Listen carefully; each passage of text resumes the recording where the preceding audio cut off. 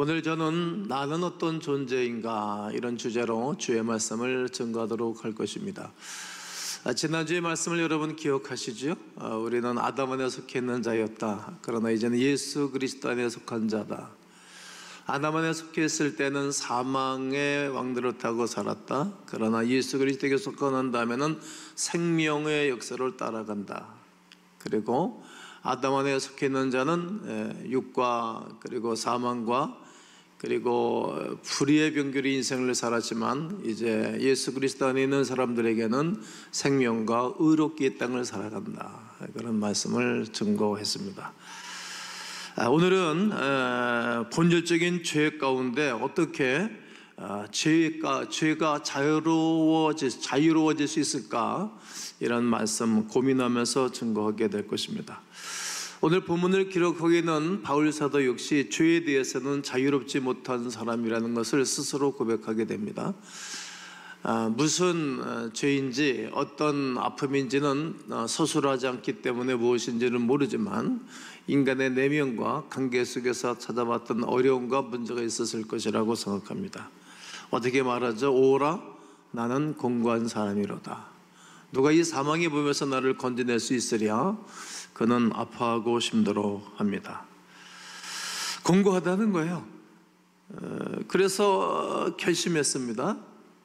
그래서 결단도 했습니다.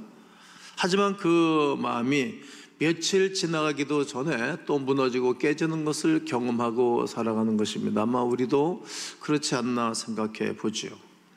그러나 바울은 이 문제에 대한 정확한 해답을 찾았습니다. 한번 읽어보겠습니다. 7장 25절입니다. 시작.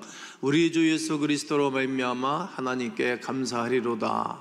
그런즉 내 자신이 마음으로는 하나님의 법을, 육신으로는 그렇습니다. 예수 그리스도로 말미암아 감사한다는 거죠. 내 자신이 마음으로는 그리스도의 법을 따르기를 원하는데 내 육체는 그러지 않는다는 거예요. 그러나 이제 시간과 세월이 지나가면서 내가 그리스도에게 감사할 조건이 많아지고 그리스도와 더불어 내가 육체 가운데 살아가지 아니함을 선포하는 것입니다. 우리를 죄에서 해방하실 분은 오직 예수 그리스도 뿐입니다. 아멘이시죠? 예수 그리스도의 의로운 행위로 말미암아 인류는 죄의 통치, 죄의 그늘 아래 있었던 곳에서 풀어 자유를 누리게 된 것입니다. 따라서 우리는 예수를 그리스도로 믿으면 아담 안에 속한 자였으나 예수 그리스도에게 속한 자가 되고, 그리고 죄의 권세로부터 자유로워지는 것입니다. 또한 바울은 더욱 강력하게 확실한 메시지를 전하고 있는데 6장 3절을 읽겠습니다. 시작. 무릇 그리스도 예수와 합하여 세례를 받은 우리는 그의 죽으심과 합하여 세례를 받은 줄을 알지 못하느냐? 예수 그리스도와 합하여 세례를 받았다는 것은 우리가 아담이라는 죄의 그물에 걸려 있다가 벗어났다는 거예요. 이제 아담의 그늘에 걸려서 허적거리고 살다가 영혼이 죽고 쉼이 없이 인생을 살았는데, 이제 예수 그리스도라는 사랑의 그물에, 예수 그리스도라는 영원한 생명의 그늘에 걸려서 그분과 함께 우리가 생명을 유지하고 살아가는 것을 고백하는 것입니다. 이제는 본질적인 신분의 변화를 가진 것입니다. 따라해 보실까요? 본질적인 신분의 변화다. 내 영혼이 이제 본질적으로 변한 것입니다. 로마서 6장 11절과 14절을 볼 건데, 이와 같이 너희도 너희 자신을 죄에 대해서는 뭐 하는 자요? 죽은 자요. 이제는 죄에 안 짓고 산다는 거예요. 그리스도 예수 안에서 하나님께 대하여는 뭐 있는 자로? 살아있는 자로 여길지어다. 예수 그리스도로 말미암아 내 영혼이 살아있어요. 그게 살아있는 일을 하게 되는 것입니다. 이렇게 외치면 좋겠어요. 한번 따라해 볼까요? 나는 더 이상 죄의 노예가 아니다. 예수 안에서 나의 죄는 완전히 죽었다. 나의 영혼은 예수님과 함께 살아났다. 나는 은혜 아래 있다. 나는 자유다. 우리는 말씀을 듣고도 순종하고 준행하는 삶을 살지 못할 때가 있습니다. 그렇게 생각만큼 쉽지는 않지 않습니까? 말씀대로 순종하지 못했다는 것을 발견하면 뭐 하죠? 우리가 하나님 앞에 회개를 하죠. 그리고 다시는 죄 짓고 용서받기를 반복하는 삶을 살지 않기를 내가 스스로 결단도 하고 또 설교자는 고면하기도 하죠. 복음은 예수 그리스도를 믿는 우리가 이 세상을 살아가는 가운데에 은혜와 힘을 주기 때문입니다. 이게 복음의 능력입니다. 이겨내고 승리하도록 도와주는 힘이 있습니다. 똑같이 24시간 한 주간을 살아가지 않습니까? 근데 그리스도인들은 그것에서 버텨내는 거예요. 버티고 견디게 하시네. 버티고 견뎌냅니다. 살아가는 라이프 스타일입니다. 완전히 다르다는 거예요. 그 믿음으로 장차 천국에 갈 수 있고, 그리고 현재도 죄의 통치를 받지 않고 살아갈 수 있는 은혜를 그분께서 허락하시는 것입니다. 우리는 예수 그리스도 안에 있습니다. 아멘. 더 이상 죄의 노예가 아닙니다. 죄에 대하여 죽은 자 예수 그리스도에 대하여 살아있는 자로 살아가는 것입니다. 우리가 거듭하는 죄의 문제는 단순히 유혹이나 중독이나 나쁜 습관에 관한 것이 아니라 죄라고 불리는 실체와의 실은 처절한 싸움입니다. 이 싸움을 잘하고 견뎠던 사람이 요셉이라는 인물이지요. 그 젊은 날에 혈기왕성할 때 여인의 유혹을 물리치고 피할 수 있을 정도의 처절한 싸움을 싸웠어요. 그러니까 하나님의 그를 계속 이제 콜하는 거죠. 좋은 자리로, 높은 자리로. 그런 사람들이 총리해야 그 나라가 평안하지 않겠어요? 그런 사람들이 왕을 하면, 대통령을 하면 나라가 평안하지 않겠어요? 우리는 다른 사람의 허물과 죄에 대해서 지적하고 또 보는 눈은 밝아져 있어요. 아담의 후손이기 때문에 그래요. 그러나 그 사람의 영혼을 향해서 볼 줄 알 수 있는 눈이 없어요. 아, 저분이 저렇게 살아가는 것은 속에 예수의 영이 없어서 그렇구나. 죽은 영혼이기 때문에 죽은 일을 하는 거지. 그래서 중보기 덜 마음이 없어요. 왜 그럴까? 신분이 그래서 그런 거예요. 신분이. 겉으로는 화려한 신분이 있지만 수없는 견장을 붙여놔준 속사람은 아담에 속해 있기 때문에 그런 것입니다. 이게 불쌍한 거예요. 예수 그리스도로 말미암아 우리의 신분의 변화입니다. 그런 정 누구든지 그리스도 예수 안에 있으면 새로운 피조물이라 이전 것은 지나가서 새 것이 되었도다. 신분의 변화를 성경은 말하는 것입니다. 더 이상 죄의 노예가 아닌 우리는 어떻게 살아가야 되는 것입니까? 세 가지를 말씀드릴 건데 한번 따라해 볼까요? 선포해야 합니다. 이와 같이 너희도 너희 자신을 죄에 대해서는 뭐한 자라고요? 죽은 자다. 이제 나는 죄에 대해서는 죽었다. 이제 예수 안에서 하나님께 때는 살아있는 자다. 여기서 여기다 이런 말은, 여기다 이런 말은 곧 선포하다 이런 의미입니다. 나는 이제는 예수 안에 있는 사람이다. 경건한 삶을 살지 않아도 어떤 영적인 변화가 없어도 예수 그리스도의 십자가 부활을 믿는다면 이제 우리는 이제 더 이상 죄에 묶여 있는 사람들이 아닌 것입니다. 오랫동안 우리를 지배하던 정욕, 분노, 욕심, 그리고 죄가 다시 우리를 찾아올 때마다 우리는 해야 할 일이 있다면 강력하게 선포하는 거예요. 강력하게 무엇을 선포해야 되겠어요? 나는 더 이상 죄의 노예가 아니다. 한번 외쳐보세요. 세 번만 시작.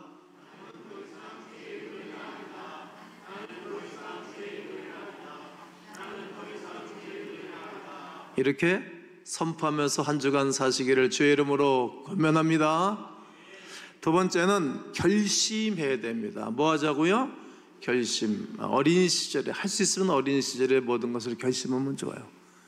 그럼 우리는 이제는 더 이상 죄에 묶여있는 자가 아니고 예수 그리스도에 묶여있는 자니까 저는 결심을 하는 거예요. 어떻게?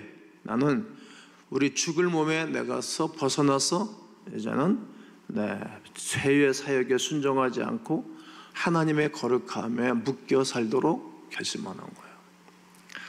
이제 바울은 이걸 알았던 거예요. 이제 죄에서 놓였다, 새 사람이 되었다. 이제는 더 이상 죄가 우리의 몸을 지배하지 못하게 하고 몸의 사역에 순종하지 말 것을 요구한 것입니다. 그리고 또 바울도 그렇게 살았습니다. 평생토록. 여러분, 남자가 결혼하지 않고 가정 꾸리고 싶은 마음이 다 있지 않잖아요. 가정도 안 꾸린 거예요. 뭐 그게 중요하지 않으니까. 그리고 오직 그 똑똑한 사람이 공부 많이 해서 오늘로 우리로 말하면 서울대 인문학을 전공한 그 똑똑한 사람이 복음을 위해서 일평생도록 살아서 뭐 결혼하기 그게 중요하지 않았어요. 육체의 정력에 대해서 사로잡히지 않았어요. 그리고 그를 만난 많은 그의 지식과 그의 신앙적 경험, 그리고 하나님과 좋은 관계를 누렸던 그 은혜로 수없는 사람들을 변화시켰어요. 사람 변화시킨 것이 재산이지 않겠습니까? 저희가 1년에 장학금을 몇 천만 원씩 주고 뭐 1억 이상도 줄 때도 있는데 이제는 더 많은 장학금이 나와서 학교를 하니까 사른 길로 되는 것 아닙니까? 앞으로 제가 10년 동안 그 일들을 계속 할 것입니다. 그러니까 사람을 길러내, 좋은 사람을. 그러니까 바울은 믿음의 사람들을 엄청나게 길러놓은 거예요. 그를 따르는 무리들이 바울의 최고의 동역자들이 됐습니다. 우리의 죄의 미혹이 있을 때 그 죄를 어떤 관점으로 바라고 있는 것입니까? 죄를 아담에 속한 자 입장에서 볼 수 있고 그리스도에게 속해 있는 것으로도 볼 수 있을 것입니다. 완전한 사람은 없습니다. 그러나 죄에 대해서는 우리는 연약합니다. 누구든지 죄에 대해서 연약하지 않습니까? 아담도 하와도 그랬습니다. 우리가 죄를 짓는 것은 연약하기 때문에 그러합니다. 그렇다고 우리는 어쩔 수 없는 존재라고 말할 수 있습니까? 그럴 수 없는 것입니다. 왜냐하면 예수 그리스도께서 우리를 위하여, 연약한 우리를 위해서 대신 십자가에 죽으셨기 때문에 우리는 더 이상 연약한 자가 아니라는 거예요. 그래서 저 사람이 옛날에 저런 사람이 아니었는데 저 사람 그렇게 바뀌었나? 왜냐면 죄에 대해서 연약한데 이제 연약하지 않으니까. 왜? 그 큰 사랑을 받았으니까. 어찌 그렇게 우리가 죄 가운데 살아갈 수 있겠습니까? 그럴 수 없는 것입니다. 죄가 더한 것에 은혜가 넘쳤다 바울이 말하는데, 죄가 더한 것에 그 사람 내가 죄인인 것을 크게 깨달으니까 어떻게 하면 내가 이 변화를 받을까? 어떻게 하면 살 길이 있을까? 그러면 그리스도를 딱 만나는 거예요. 그 그리스도로 말미암아 모든 죄를 용서받고 짐을 가볍게 됐기 때문에 그 내가 너무 커서 편질하지 않는 거예요. 일평생토록. 은혜를 시원찮게 받은 사람은 중간에 다 꺾어지고 무너지고 또 옛날로 돌아가요. 그러니까 우리 같은 사람은 가지 않아요. 예? 뭐 돈 300만 원에 넘어갔어요? 돈 100만 원에 넘어갔어요? 우리를 뭐 10억을 100을 갖다 준다 하더라도 우리는 넘어가지 않는 거죠. 왜냐하면 그 가치가 돈의 가치보다는 영원한 천국의 가치가 크고 영원하신 하나님의 은혜가 크기 때문에 그러합니다. 예수 믿고 새 사람이 되었으면서도 옛사람과 옛 관점에서 죄의 상을 바라보고 있으니 우리가 얼마나 약한 그리스도인으로 살아가는 거예요. 역사가 일어나지를 않는 것입니다. 예수 그리스도께 속한 우리가 이런 관점으로 봐야 됩니다. 죄가 다시 나를 지배하려 하는구나. 정신 차리자. 예수 그리스도와 함께 죄에 대해서는 죽은 나는 더 이상 죄의 통치를 받지 아니할 것이다. 나는 더 이상 죄의 노예가 아니야. 죄에 대해 죽으신 예수 그리스도로 인해 죄의 권세는 무너졌고, 아멘. 예수 그리스도에 촉한 나는, 다시는 나는 죄에게로 돌아갈 수가 없노라. 나는 더 이상 무능함과 약함과 괴로움과 방종에 돌아갈 수 없노라. 이렇게 인생을 결심하는 것입니다. 이런 관점으로 바라보면 죄악에 대하여 자유로움을 느낄 수밖에 없어요. 그때부터 이제 인생이 행복한 것입니다. 우리가 어떤 관점에서 죄를 바라보는가에 따라서 영적 전쟁의 승패가 갈립니다. 그러므로 성도 여러분, 이제는 결심 한번 해보시지요. 그리스도께 속한 자로 죄를 바라보고 더 이상 죄에게 내 자신을 내어줄 수 없노라, 이렇게 결심하면서 또 한 주간 평생을 사시면 복이 있게 될 줄로 믿습니다. 마지막은 이 거룩한 은혜 가운데 있는 이들은 헌신해야 하는 것입니다. 6장 13절을 보면 너희 지체를 불의의 병기로 죄에게 내어주지 말고, 우리 지체를, 우리 몸을 불의의 병기로 이상한 데 내어줄 수 없다는 거죠. 자기 자신을 죽은 자 가운데서 다시 살아난 자 같이 하나님께 드리고 이제는 하나님께 드리는 자로 사는 거예요. 너희 지체를 의의 무기로 하나님께 드리라. 너희 죄를 불의의 병기로 내어주지 말고 의의 병기로 하나님께 드리라는 것입니다. 우리의 보는 눈, 우리의 말, 우리의 귀, 우리의 손, 우리의 마음, 우리의 발, 우리의 사고 방식을 죄에게 더 이상 내어줄 수 없는 것이죠. 깜짝깜짝 놀라는 일이 아닙니까? 이제 그리스도 예수로 말미암아 이제 죄 사함과 구속의 은총을 베풀어 주셨으니 이제 난 어떻게 살까 고민을 하는 것입니다. 그럴 때 반드시 헌신하게 되어집니다. 여러분, 교회가 그냥 움직이는 것이 아니라 이렇게 은혜 받은 분들이 헌신함으로 교회가 움직여져 가요. 우리에게는 헌신자들이 많잖아요. 연약한 성도들을 돌보고 또 위로하고 격려하고 헌금도 보내고, 어제도 어려움 당하는 어느 가정을 위해서 누가 헌금을 많이 하셨더라고요. 그대로 보내드리고, 그랬더니 저한테 땡큐 톡이 쭉 참가하게 왔어요. 그 헌금은 그분에 의해서 교회가 보냈는데 나한테 감사가 왔어요. 누군지 모르니까.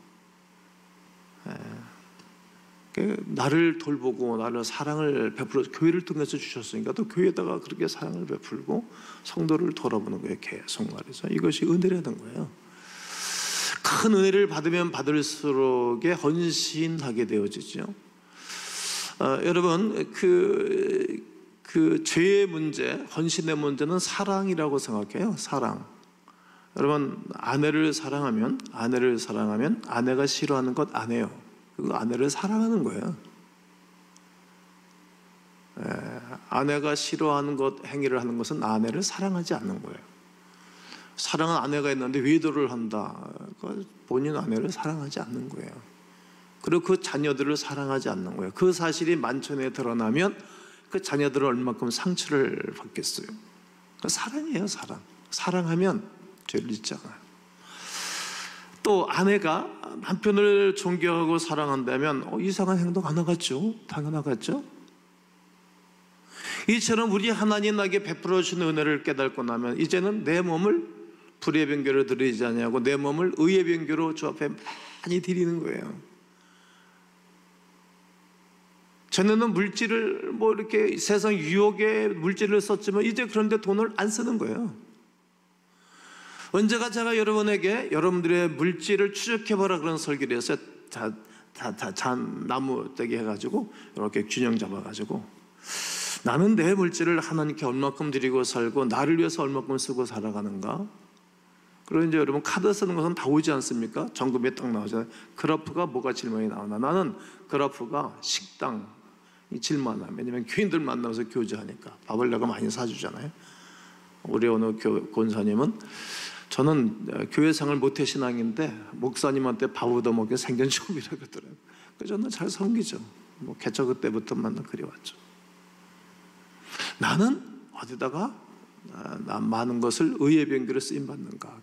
누가 과연 많이 드리는가에 따라서 내 마음이 하나님께 많이 자리를 드리는 거잖아요. 많이. 나는 하나님을 위해서 내 마음에 공간을 채우겠는가, 아니면 나는 내 마음에 다른 욕심으로 가득 채우는 건 본인이 알 거예요. 이 은혜를 받은 사람은 시간을 하나님께 많이 드려요. 시간을. 그러다 이게 아직까지 훈련이 안 되고 내 그리스도 예수의 깊은 사랑을 깨닫지 못하면 다 내 것이라고 생각해요. 시간이고 물질이고 다 내 것이라고 생각해요. 바울은 그러지 않았어요. 은혜를 받고 난 다음에 그의 인생은 일평생토록 하나님의 나라, 교회를 위해서 살았어요. 그 위대한 것을 깨달은 사람이 이제 다윗인데, 구약에서는 다윗인데, 다윗이 역대상 29장에서 뭐라고 말하는 것인가 하면 나와 내 집이 무엇이가 한데 주께서 저를 사랑하시고, 이 말은 지금 다윗은 그 할머니 중에 이방 여인이 있는 거예요. 이방 여인. 유대인들은 이방 여인이 자기 피에 섞인 것을 불쾌하게 생각하잖아요. 부끄럽게. 이게 이방인의 피가 섞인 우리 집안. 엉망진창이잖아요.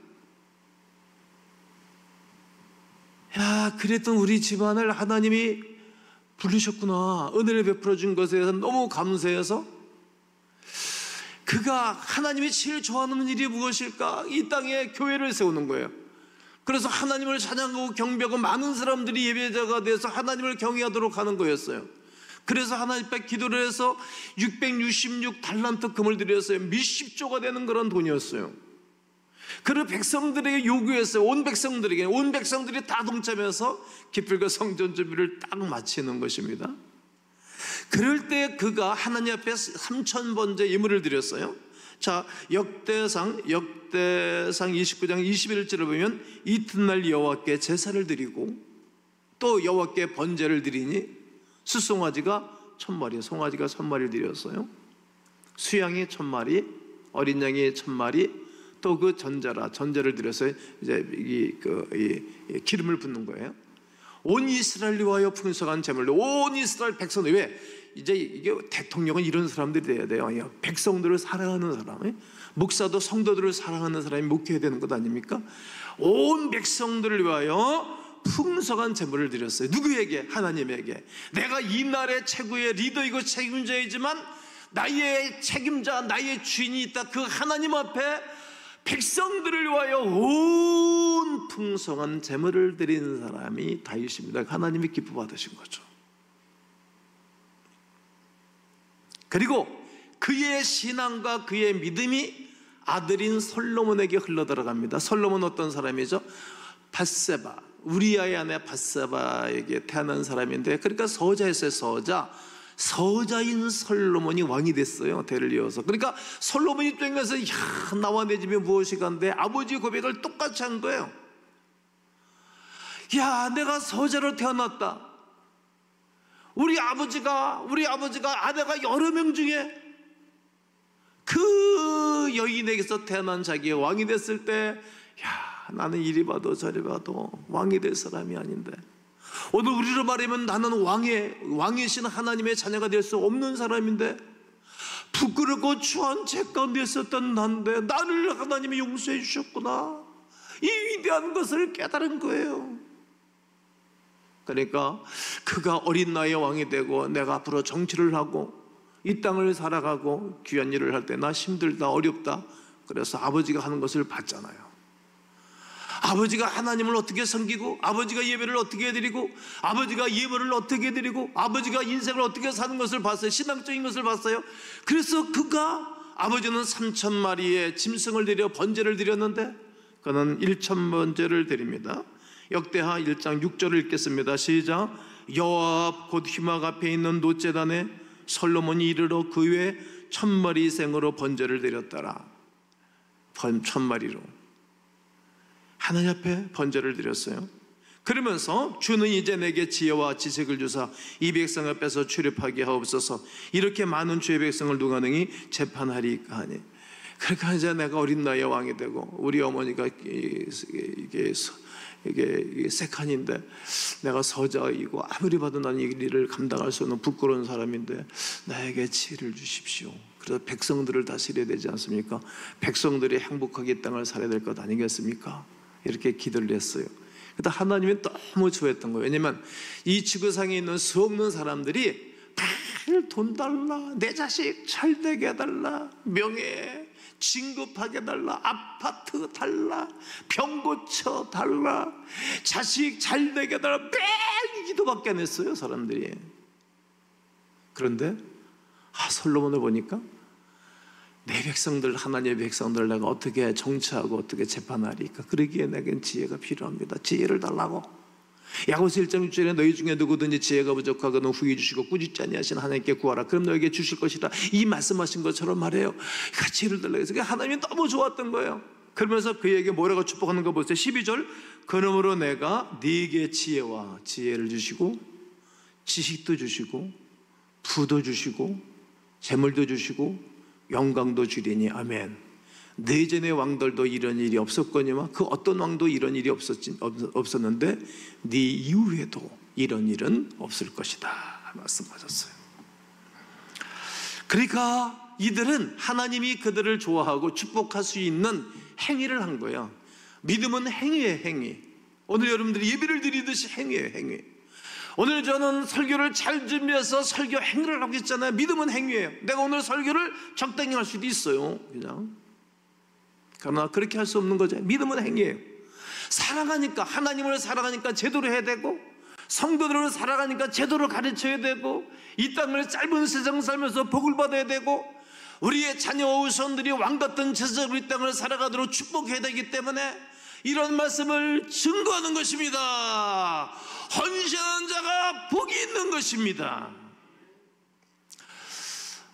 이제 일부 때도 저는 똑같은 설교를 항상 하지 않습니까? 나는 온 성도님들이 여러분들 자녀를 위해서, 여러분 미래를 위해서, 또 교회를 위해서, 내 나라 내 민족 구원의 역사를 위해서, 이복의 우리의 동포들이 주께로 돌아오기 하기 위해서 온 성도들이 헌신하는 은혜가 있어서 선포하고 결심하고 헌신하는 가운데 영원한 생명의 역사가 여러분 가운데 일어나게 되기를 주님의 이름으로 축원합니다.